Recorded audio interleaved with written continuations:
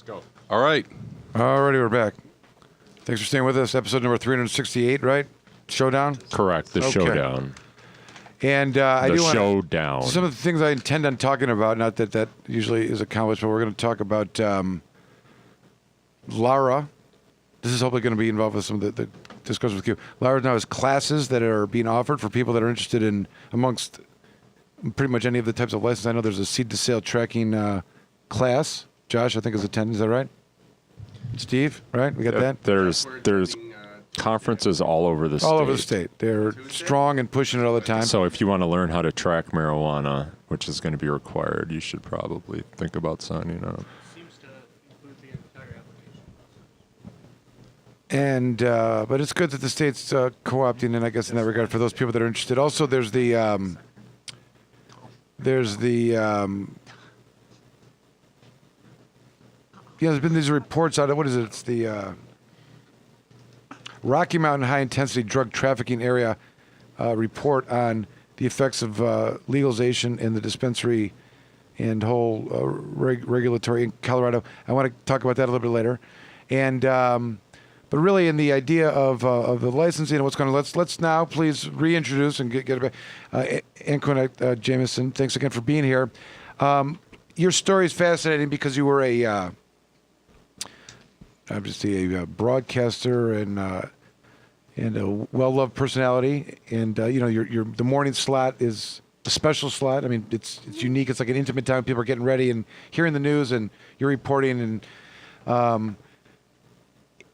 and I know you have muscular dystrophy. You've been very open about it, and that was Sclerosis. one of the muscular sclerosis. Mm-hmm. And you went, you had to take time off of work before it ultimately retired because of it and the stress. We've talked about this in the past, but just for those that weren't privy to that, to explain a little bit what that experience was like and how that ultimate decision was made, before you left. And I did want to say this. I think it is true. Deborah brought up, and I saw the article. Are we at the 1 year anniversary from that? Yeah, just yesterday. So it's crazy. So it's so nice to spend the day after my retirement birthday with all of you. We're glad to be Great. part of it. Such a welcoming environment. But about 4 years ago, I was diagnosed with multiple sclerosis, and I was put on the normal conventional drugs, about 9 of them. They are supposed to slow the progression of my disease, and one drug does that, and the 8 others manage the symptoms. I did not feel better. And about a year into my diagnosis, my husband suggested I try cannabis, and it made me feel much better. However, I still had to, do my job, and multiple sclerosis is a debilitating disease, and it affects my memory more than anything. And I have short-term memory loss, and my doctors informed me that it was only going to get worse, and I could. If I kept my job, I would be in a wheelchair. That was pretty much what they said. So as my condition deteriorated, I had a relapse, and after that relapse, we all decided that it was best that I not return to work. So went through short-term disability and then long-term disability, and about 8 months after I was off air, but about a year ago, I officially retired. November 1st of last year, I officially retired. And got knee-deep into all of this because being a patient, you realize just how insane a lot of laws and regulations are, and how restrictive they are to people who could really benefit from a natural product like cannabis. And then you start peeling the onion, and you see the reasons why these laws are in place, and you realize it for the BS it is. And you want to, get involved and do something. So we're lucky that we're in a state like Michigan, and thank goodness for people who've, crafted a medical marijuana patient law. And hopefully this time around in 2018, it will be on the ballot, and the people of Michigan can have their say, and this will become legalized, and this madness will end. So I'm hoping that happens. Let's hope so. There's a lot of madness. Some of it has been, and the voters of Michigan obviously approved medical marijuana. We talk about it as being decreed that it is medicine, and specifically that it's supposed to reduce the number of arrests. And I could talk a lot about how it has not been implemented properly. Mm-hmm. I'm kind of curious. How would you describe the MS physician and patient community in terms of accepting or not accepting of cannabis as a legitimate treatment? Well, it all depends on the doctor, which is often the case. I will tell you that 50% of people with multiple sclerosis use cannabis on a regular basis. It is widespread in the industry, and my doctor, who before his death about a year ago, when I told him I wanted to get a card, he says yes, it's proven that it will help your spasticity, and so he had no problem with it. My nurse practitioner said it may make your memory worse, and I said, well. It already sucks. So, what am I going to do? So, yeah, if this will keep me from throwing up and I'll have a horrible memory, I guess I'll take that. So, yeah, so some doctors are very open with it. However, I see a doctor now. My primary care physician would not sign my card. My neurologist won't sign my card. I went to a certification center, which is insane because the American Nursing Association endorses this for use in multiple sclerosis, and it's one of the most studied conditions when it comes to cannabis. It's MS and epilepsy.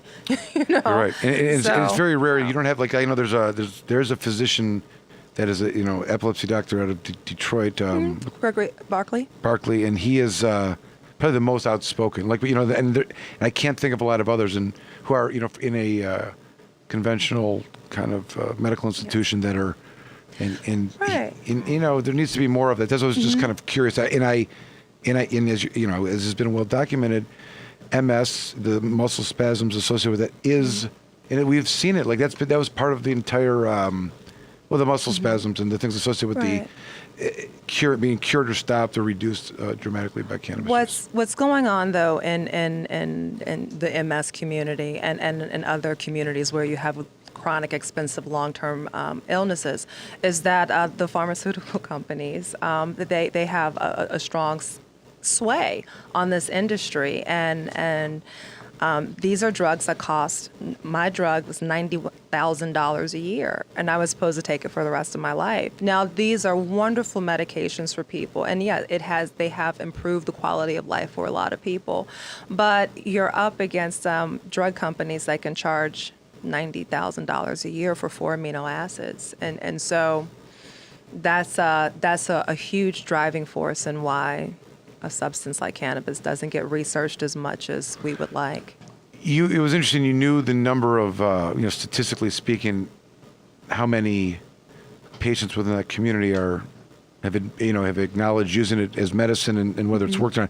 I know that was one of the things that Barkley was able to kind of articulate. He had this theory of like X amount of patients of epilepsy who, were given traditional treatments. It worked for them, Right. and those that didn't, we've got like 90% success rates with the use of cannabis. Although I think he's more pro, as an initial diagnosis. I mean, as initial recommendation, as opposed And to why not? Of course, because if it works. Your body recognizes cannabis. That's right. And he was actually they've had Dr. Barkley on with me when I retired, and he was the one who told me that cannabis has the same efficacy rate as the drug that I was on. And then I looked it up, and it's very hard to find those studies. You'll have to go and look into international databases to find those studies, but they're there, and it's true. So I was like, well, let me try cannabis, and so I've been off of my other medications for about 2 years now. I have MRIs every year, and my disease is stable. So I haven't gotten worse. I haven't gotten better, but I haven't gotten worse. And so stability, I'll take that for now. For sure. And the other thing is the pharmaceutical companies, they have you, and you're on that, and forever. There's Right. no, and they control it. What happened to cures? Right. It's like, no, it's a treatment. We'll And they treat control you, it all. We won't cure you. They control it, and they control the pricing, and it's like it's especially if you can find the same relief from a plant that you can grow yourself or Right. what have you. All right, so I know it's been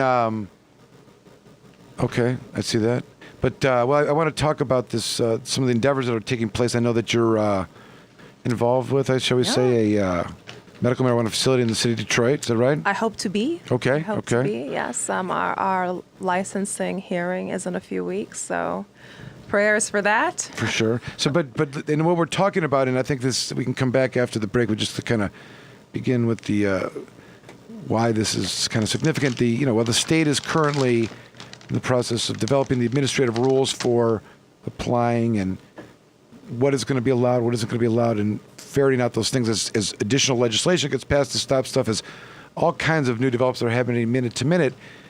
The licensing process always comes down to the cities that opt in. Right. You cannot have a state license unless your local community opt in. The city of Detroit hasn't officially opted in yet.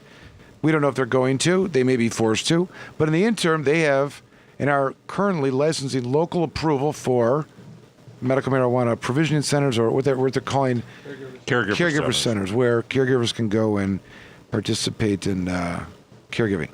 And the premise is that it's not a dispensary. The premise is that it's based on the principles outlined in the Michigan Medical Marijuana Act. It's not subject to nor would be considered. It actually is contemplated to operate within the provisions of the MMA, protecting someone from immunity from arrest and, have an affirmative defense if needed.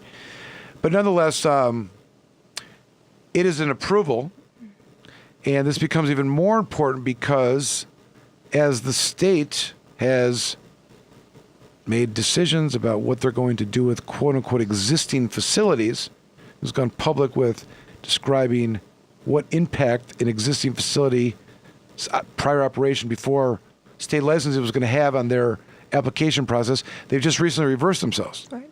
Originally, the statement that was made by Laura was that, and it was at the advice of the Attorney General, which I have a whole reason to talk for hours about, but nevertheless, they stated that existing facilities could stay open until, to a certain date, and so long as they closed down by that Right. date, that prior behavior would not impact their ability to get a license, which is which is to say that they weren't committed a felony, they weren't committing a misdemeanor, they weren't doing something against moral turpitude. But they had it shut down by a certain date. Not really contemplating the patients, not really contemplating that these places do have local approval, and that's the first step to get state licensed in anyways. And all the arguments on the other side were, what about the business owners that want to even start? They want to get their own whatever. So this is kind of the debate that was going on, and they took a position, oddly, I thought, that the Attorney General could somehow, after prosecuting this stuff for, racketeering in some cases and calling it felonies, and all of a sudden saying that it's not any of those things, and you still, just totally bizarro. And then just recently they said now that the facilities, they don't have to close by the 15th of December. They can stay open, and their application will. They have not said that. There's legislation that says that may No. occur. Laura Laura said They that. no? reversed it today. Oh, Yeah. did they? Oh, Yeah. wow. I'm sorry. Clearly, I'm behind the Yesterday. times. specifically My bad. that New there were news. some limitations to it, but they did not. They Well, why don't we go to a break and Okay, come back but all right, and talk about all that? right, that's fine. I didn't really. I was trying to do an intro. It was like a extended whatever. All right, let's. Super extended. Right. Okay. That's fair. That's fair. I'll take that. All right. We'll take a quick break and. Call-in number is 224-803-3098. All right. We'll be right back.